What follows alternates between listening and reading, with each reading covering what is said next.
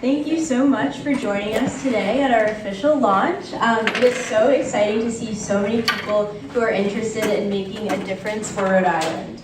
My name is Josie Alston, and I'm an intern with Ocean State RCV this summer. If you received any nagging emails to get you here, that was probably me. Ocean State RCV is a grassroots, nonpartisan, statewide nonprofit committed to bringing ranked choice to Rhode Island. We're an independent organization run by and for Rhode Island voters. Thus far, we've amassed over 20 volunteers and nearly 200 supporters. We've also recently joined the Let Rhode Island Vote campaign through the Rhode Island Voting Access Coalition, demonstrating our commitment to expanding voting rights and access for Rhode Islanders. I joined Ocean State RCV this summer, having not known much about ranked choice, but feeling passionately about a need for electoral reform in our broken democratic systems. Like many of you, I believe in ranked choice because I'm tired of having my choice implicitly restricted by confining ideas of electability. I believe that our right to vote should also guarantee us the right to vote freely for who we believe in, as opposed to who we're told to support. I'm so grateful to all of you for coming out tonight to support Ocean State RCV as we inaugurate our mission to bring better, more representative elections to this great state. We have a super exciting program planned, which I'll run through quickly now.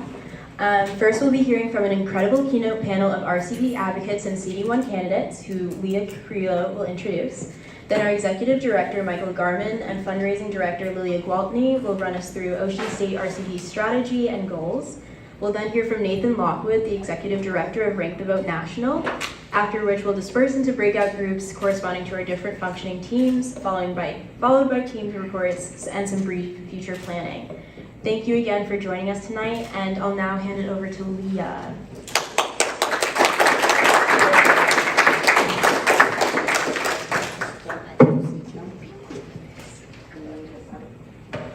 Good evening. Thank you, Josie, for starting us off and reviewing our agenda for this evening.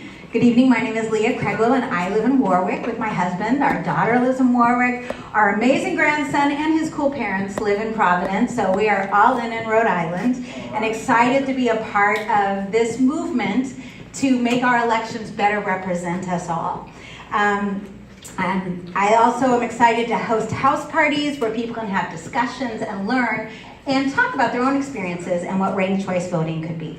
So our first focus this evening is our keynote panel, who will be sharing their thoughts on ranked choice voting. And although there will be an opportunity later for those who want to learn more about ranked choice voting and how it functions in one of our small groups, I'd just like to give you a 10,000-foot overview so we're all on the same page as we get started, okay? So let's say that we all want to have some ice cream, but one person's going to the store and they can only bring one flavor back, right? So how are we going to decide? And please, I don't want to eat licorice ice cream. So we're all going to do ranked choice voting. I'm going to put my top 5 favorites.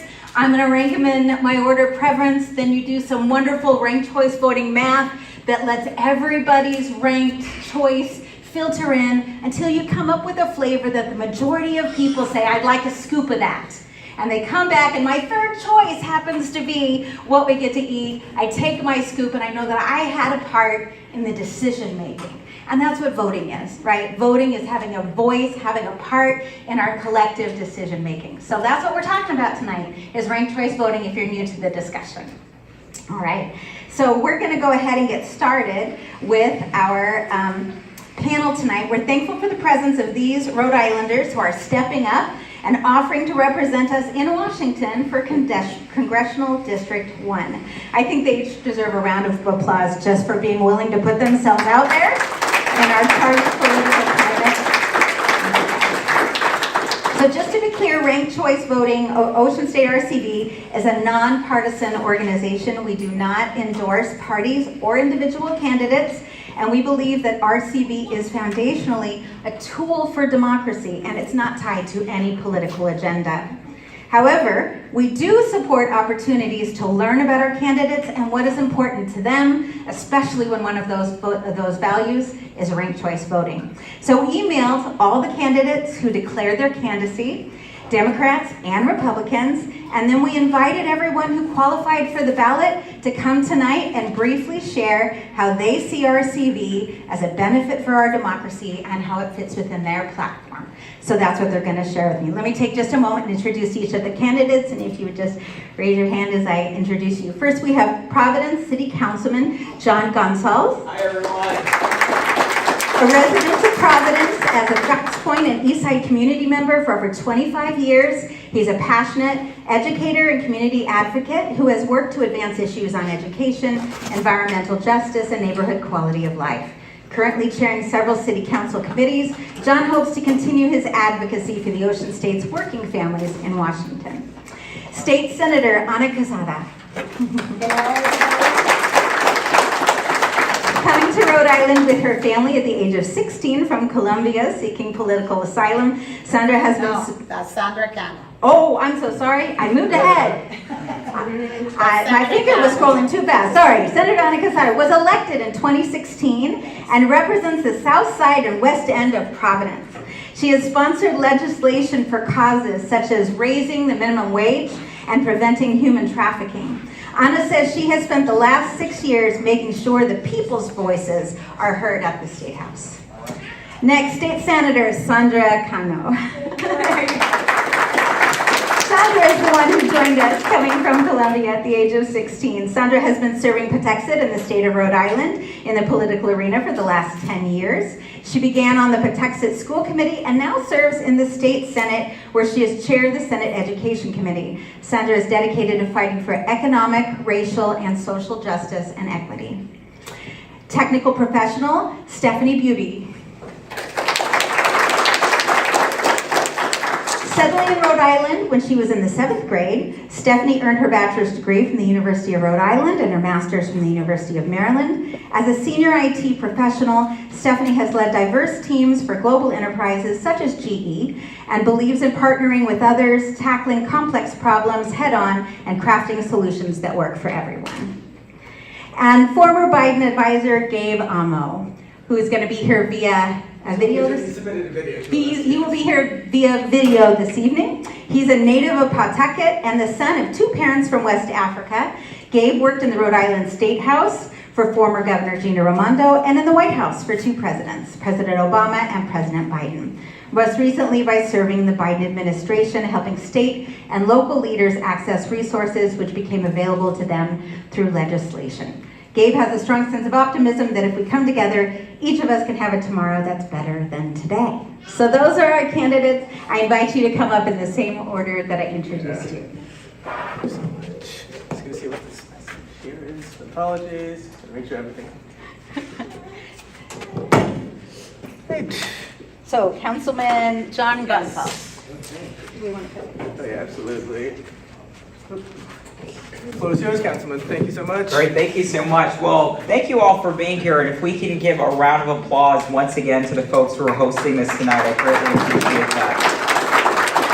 It's such a great initiative, and I'm so glad that we're kicking it off right here in Rhode Island, and it's almost long overdue. So, I grew up in Providence, but I had an opportunity after Brown to go to Minnesota, where I served as an educator, but also was involved in electoral politics. And they do ranked choice voting there, particularly in the city where I live, Minneapolis. And it works magically. So if there's any doubters on ranked choice voting, it works. It really works. So yes, let's give it up for ranked choice voting.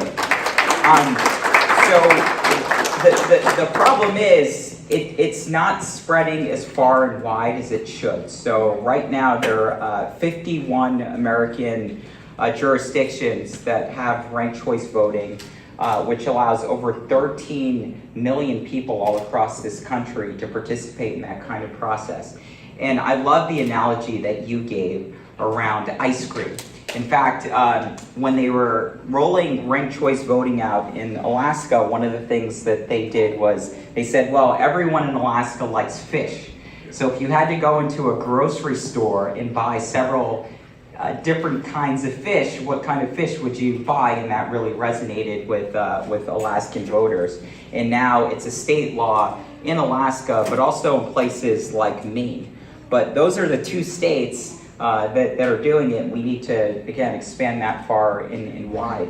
And the reason why I think it works particularly well is because as a candidate of color, as you can imagine, and I'm sure there are other candidates of color on the congressional stage that will feel the same way. It's really an equity issue. You know, I grew up in a single parent household. I grew up in poverty. You know, I'm a teacher, so I can't call a bunch of, you know, big donors to try to fund our campaign. And the barrier to entry, particularly for candidates of color, particularly for first-time candidates, is incredibly, incredibly hard. And so if we really want to balance the level playing field or equalize the level playing field, then we need to give people an opportunity to actually have their voice be heard and participate in our democracy. And I think that's why ranked choice voting is so critically important. But I'd also like to say that it works, and we've seen it work in other places internationally. So Ireland has been doing ranked choice voting for a really long time. So is Australia, and it's proven to be beneficial to the voters there. And one of the things, or a couple of things that I made sure to kind of note here is that each vote really counts to the fullest extent possible. And the current system that only allows you to have one vote go towards one person is really, it's archaic. It's a system that has been a part of our electoral process for a really long time, but it's important to have change in our democracy, and it will allow for more voices to be reflected in the process. But the other piece is that it lessens the incentive to run negative campaigns. Look, we're running this congressional district race right now. What we're seeing, especially as things start dwindling down, is a lot of mudslinging. And that's really unfortunate. If you had an opportunity to choose many different candidates, you would see less mudslinging and people trying to take out the front runner or the person who is perceived to be the front runner. And I think that's an important aspect of our politics. Me personally, I'd like to run a very clean, positive campaign, but we're not seeing that right now, especially in this congressional district campaign, but we see it all across the country as well. The other piece is that you know, the instant runoff of voting is an aspect of ranked choice voting where it's faster and it's cheaper than runoff. So you don't have to have another runoff election, which results in big money pouring into these electoral campaigns, and people can just vote once and they can rank their votes and they don't have to pour more and more money into these campaigns. I think that's, again, one of the biggest challenges that we're experiencing. And we're also experiencing this particularly in this race where, again, the people who raise the most money somehow have an ability to get their message out far and wide, but it also incentivizes places like Washington, D.C. to just pour more money into these races. We need to repeal and end Citizens United once and for all so that everyone has an equal shot. And then lastly, it lowers the barrier for people like myself, women, people of color, and I think that's just so important. So that's the reason why I'm supportive of ranked choice voting. I would love to see our legislature act on this, and I know that in my capacity as a chair of state legislative affairs on the Providence City Council, I'm going to certainly continue to urge my colleagues in the future to have these kinds of processes where everyone has a shot, and your power and privilege doesn't necessarily dictate whether or not you are able to have a seat at the table. So thank you all for being here, and really, really appreciate you all engaging in this process. I can't stay long, but I just want to say thank you, thank you, thank you, and please give the host another round of applause for engaging in this event and putting this on tonight. Thank you so much, Councilman. Senator Quezada.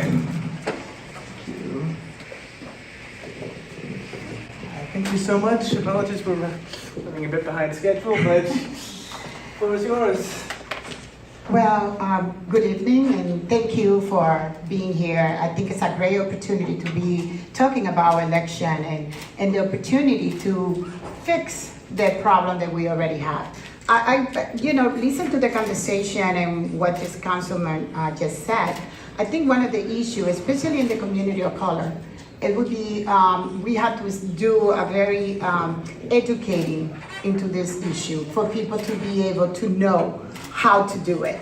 Because I noticed, and especially elderly who have an issue doing this kind of, to voting this way, for many reasons. And I said that because I'm somebody who go to many of these elderly high-rise, and I represent many of them in my district. And even for them to be able to vote for one person, sometimes it's hard.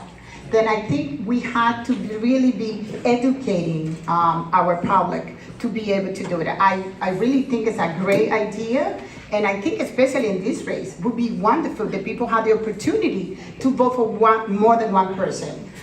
Because I'm sure, listen to all of us, you will say, well, I like this one first, and this one second, and this one third. And I think we will have a very chance to win. And I cannot agree more with Councilman, with the Councilman when he said about people of color to run for office, especially when you're talking about money-wise. And I said that because I'm one of the underdog in this campaign. I represent one of the poorer communities in Providence. And it's going to be very hard for, especially if you follow the campaign, and you know I'm not the one who raised most of the money. Because my community don't have the money. Most of the money that I got is $20, $50, $100. And let me tell you, it's been very hard for them to do those donations. Because when you work and live in a community that I represent, low-income family who make the minimum wage, it's hard for them to get out of the check to give to any politician. Then I represent that community and I know how hard it is. Then it would give people the opportunity for more people of color to run for office in the future. But at the same time, I go back to the education piece because I notice how hard it is now that we're doing the early voters, and there's so many times you have to go with them to help them to be able to vote. Then when you have to give them many choices to be able to choose, it will be harder for them to make that decision. Then I think the early education that we started on this plan, I think it will be very good. I think it would be excellent to start there, educating people how this process going to benefit them, how this process will benefit people of color, how this process benefits elderly, and how this process allow them to be able to make better choices when they vote.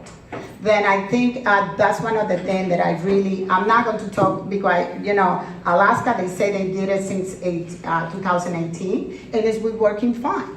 Then if it's worked fine in Alaska, I know New York City do it, then I think it's something that we can implement it. We just have to know how and when. I passed a legislation this last year about people who sign with the X. And that's a legislation that, especially in my community, we have many people who don't know how to write and read. People who come from another country. And you may be thinking it's more often than what you think. Then for people who don't know how to write and read, it's even harder to make different choices. And they sign with an X because they don't know how to sign their name. Then we passed a legislation that now they don't have to sign with an X. They can ask somebody else to sign for them. And at the beginning, when that legislation was, they brought it in front of me from the election, I thought a little bit it was easier or it was harder for them. Because if you don't have somebody who can do this signature for you, that person is going to be able to vote. Then I think, it's many things, especially for young people, this would be an excellent thing for them to do. But we have to think about people who don't know how to read and write. We have to think about elderly and going back, people of color. And those are my thought about this, is I think it's a great idea, and I hope we can do it. We just have to work a little bit harder to let people know about, and to work and educate people as soon as we can. See, this is a legislation that we planning to pass for the next few years. I really want to thank each one of you for being here. And I wanted to say thank you to the people for putting this together for you. Thank you so much. And myself, I didn't have that much information about these ways of vote until today. when I was, last week, when I got the invitation, I started finding information, how the process would work, and how would make it easier for people of color to be able to participate in election. Again, thank you so much for inviting me to this event. Thank you so much, Senator. Senator Cano, please come on up. Sorry about the delay. We were a bit behind schedule getting going. Thank you so much for being here and for your patience. I'm happy to be here. Buenas tardes. Good evening, everyone. My name is Sandra Cano, State Senator from Pawtucket, and I want to commend the group here for launching the ranked choice voting. I would say, Michael, thank you so much for the invitation, along with the volunteers, Joyce, Leah, everyone here has been so kind. I would say that as a proud mom and as an immigrant and as a person of color running in this campaign, what a better time to launch this event than in a 12 candidate election for a primary. So this is a very good job to all of you. 12 candidates. Let's talk about the amazing diversity that we have in this election. I would say that I think that my colleagues already mentioned a lot of positive things about ranked choice voting.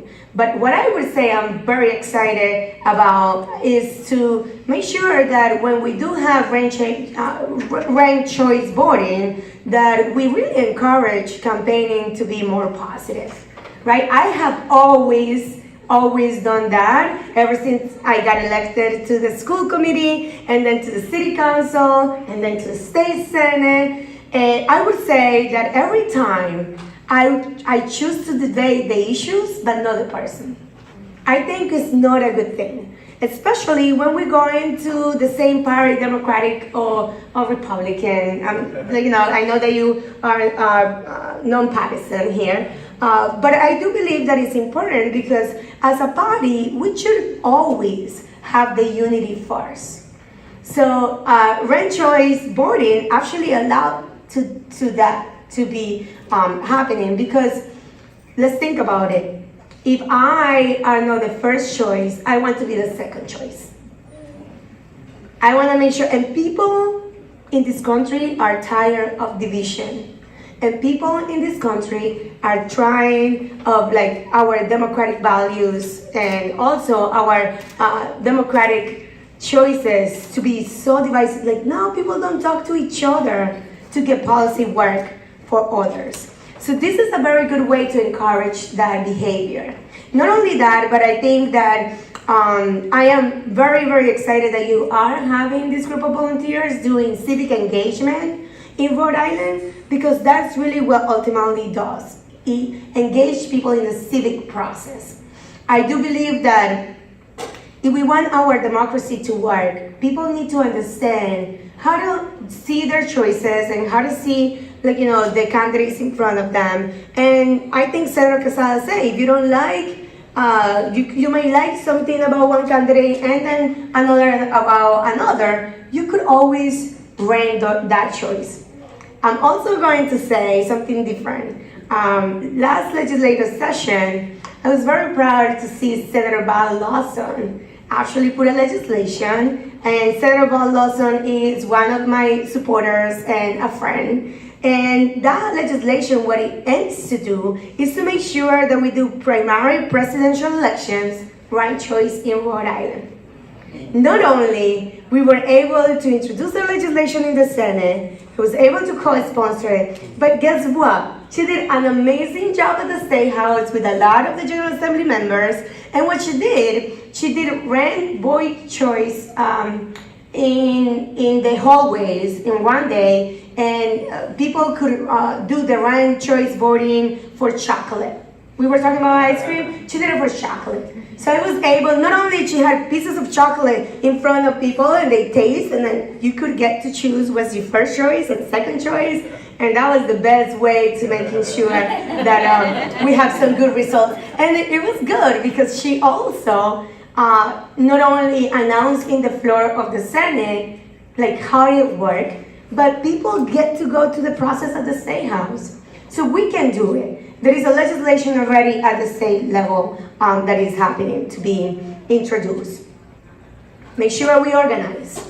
Make sure that we bring the issue of equity at front of this, the issue of unity. I think that the strategy here is to make sure that we educate the community about the opportunities that we have with ranked choice voting. We make sure that we level the playing field, like my other colleagues have, opponents have said.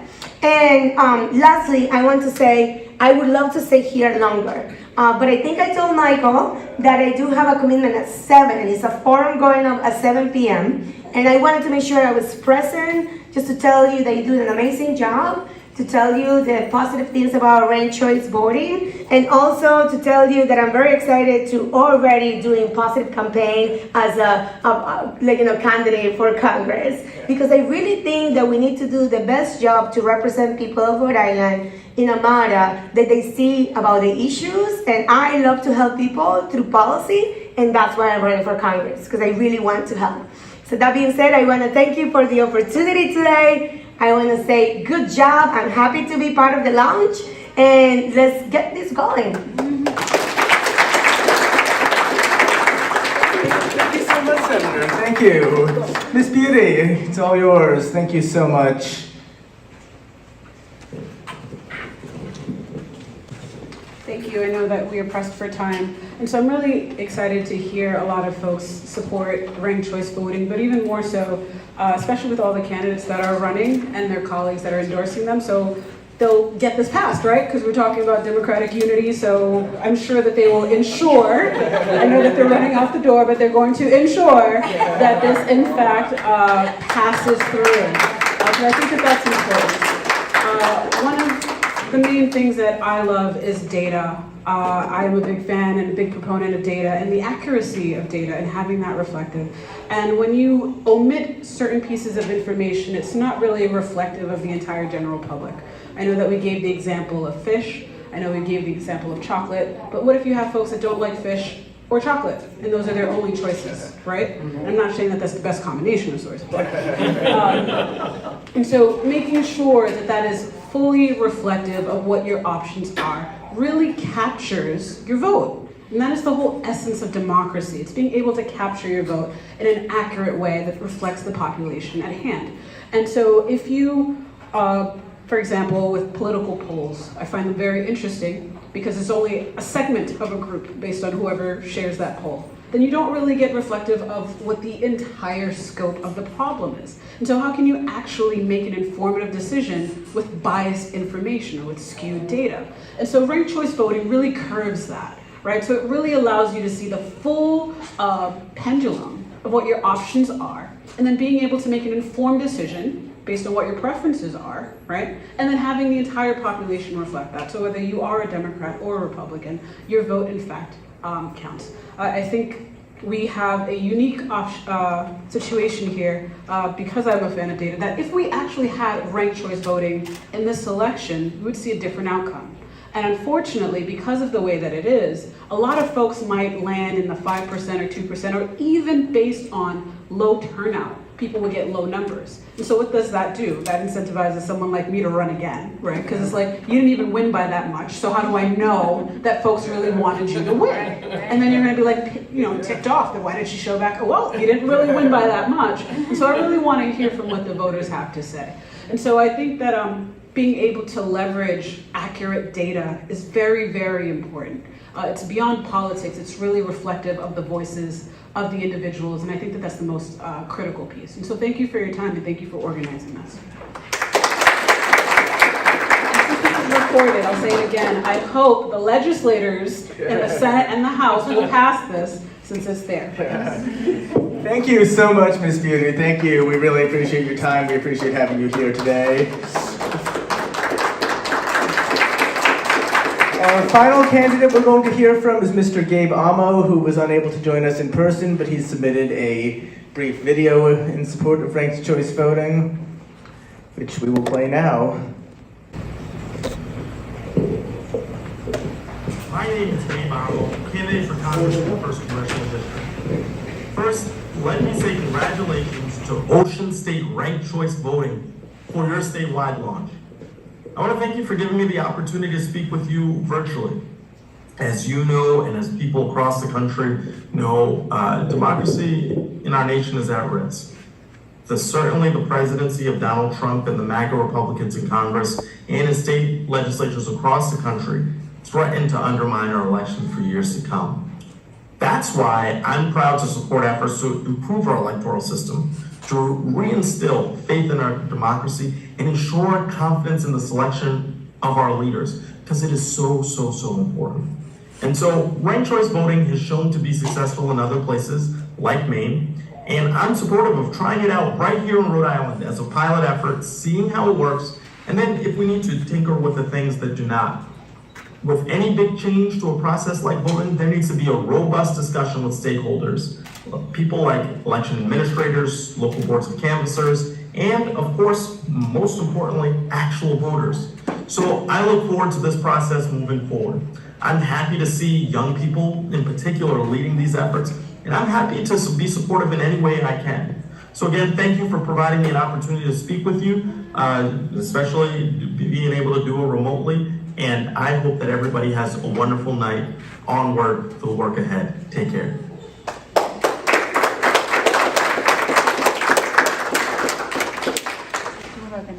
Oh yeah, I can move that on to the next slide for you. Oh.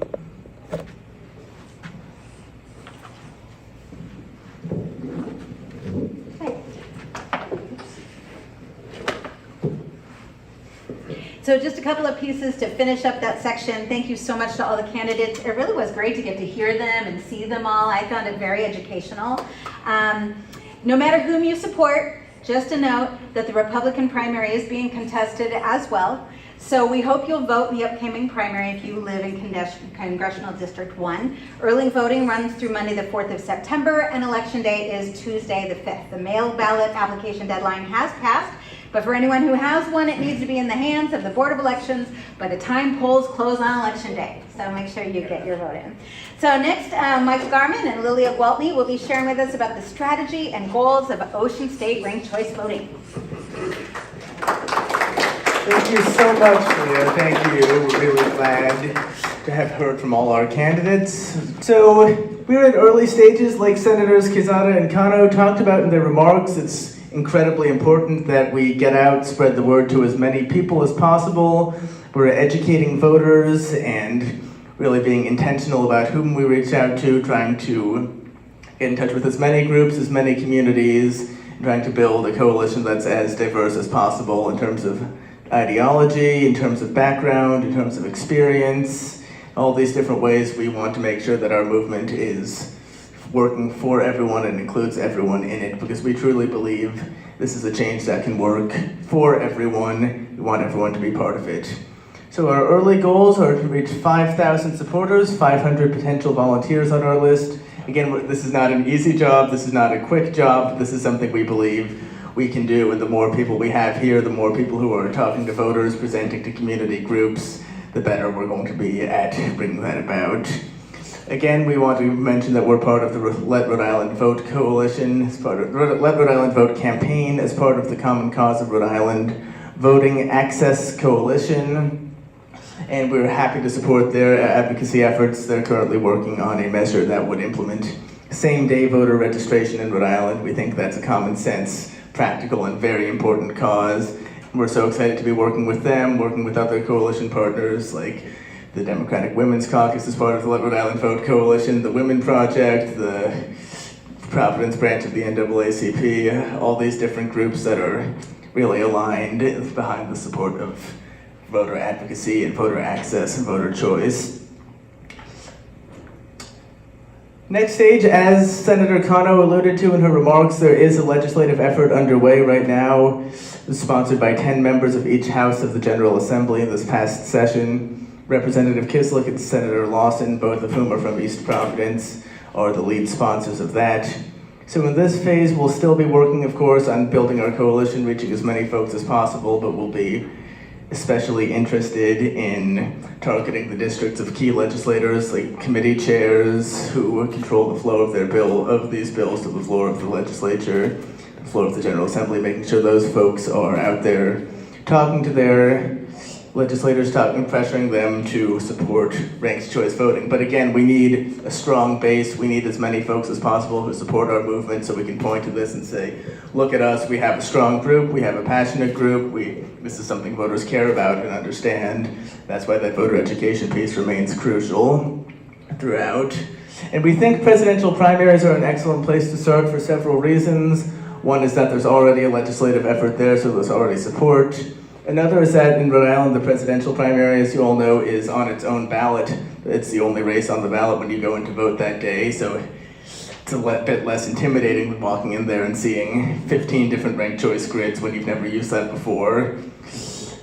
So starting off small, starting off familiar, getting people familiar with it. And so there's that, there's the legislative support, and there's the fact that presidential primaries are both some of the most important elections. A few races that are more important than picking your party's nominee for the highest office in the country. And there are ones where votes are frequently wasted, particularly in many ways, primaries split many ways. We saw this in 2020, particularly with the rise of mail voting. We had an estimated 2 to 3 million people had their votes wasted when they voted by mail, and then the candidate they supported dropped out between when they voted by mail and when their state's presidential primary day was. With ranked choice voting, their votes could have just counted for the next candidate on their ballot instead of being wasted. Talk about 2 to 3 million people, that's 8 to 12% of the Democratic primary electorate. That's a robust figure. Phase 3, very similar to Phase 2. Everywhere ranked choice voting has been implemented in states like Maine and Alaska, cities like New York, in Berkeley, California, about 20 different small towns in Utah. Voters are excited, voters want more ranked choice voting, and we're going to capitalize on that enthusiasm. Again, repeat the legislative strategy from the last one, but expanding ranked choice voting past presidential primaries into other primaries.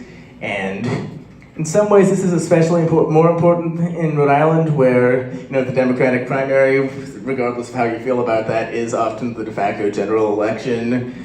It's especially important to make sure that that person who is the strong favorite to win the election is someone who's supported by the majority of the voters in their district, in their constituency.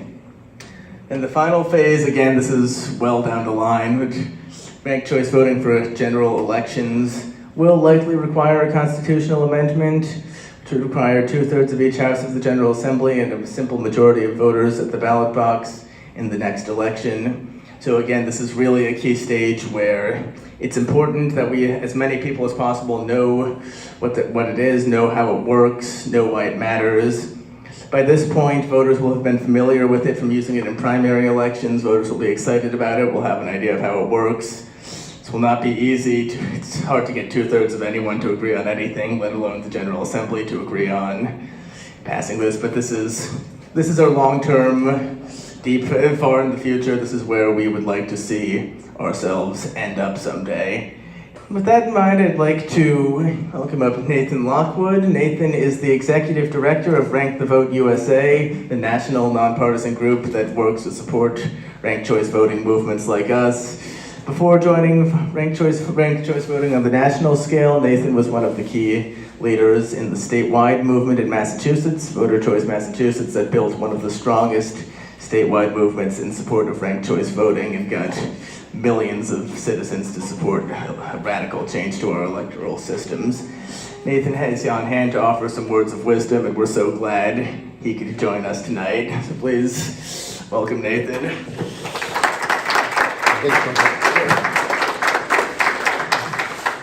All right, well, thanks a lot, Michael. I don't know about words of wisdom. I'll offer some words of excitement, because I'm really excited to see everybody here tonight.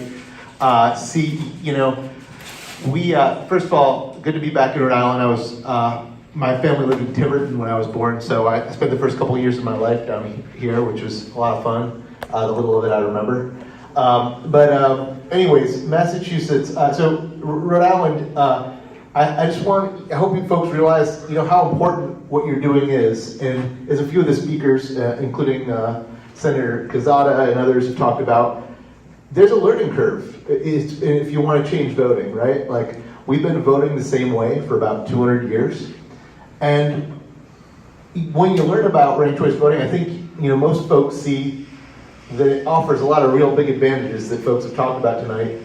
But the thing we're up against is, so in fact, what we know is that from polls, where America's at right now, when you explain ranked choice voting to folks, about 60% of them say, yeah, I like that.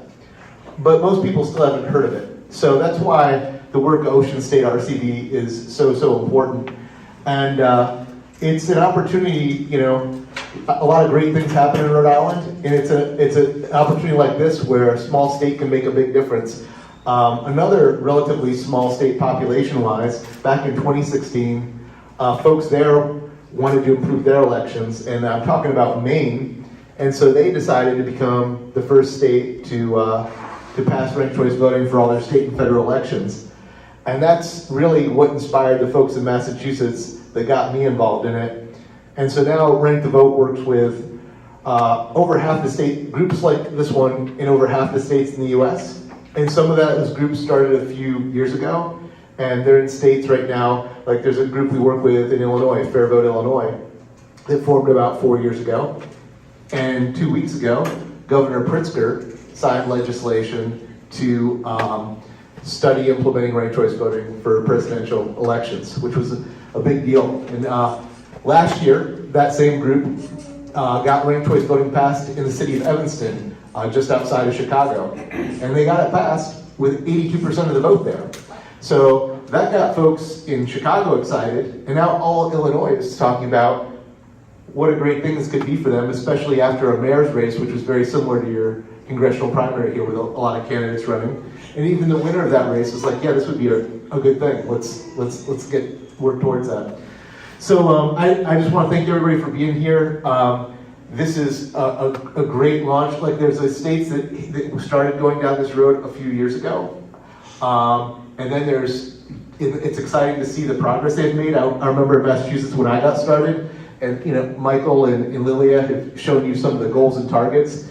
And I remember the director of Voter Choice Massachusetts with the thing up there, we probably had signed up maybe 5,000 people. And they're like saying, well, I think that to get the support for a ballot measure in Massachusetts, we're gonna have to sign up 50,000 people. And I just started, I'd been at a farmer's market or a festival the weekend before, and I signed up like 40 people, and I'm thinking to myself, wow, that's a lot of people. But but you know what? It takes time, but the time goes by quick, and you get there. It's crazy. Massachusetts raised $10 million for a ballot measure. At the time when I first joined, we were talking about raising $10,000. So these things seem really hard at first, but if you stick with it, it's a great reform. People will get as excited about it as you do. So I wish you luck on that journey, and I think you're off to a great start. And just your cohort here, Maryland had a grassroots launch last month, and Wednesday I was in Boston, where there's a group in Boston. So you're not alone, but everything you do is going to have huge impact. So thanks so much for being part of this.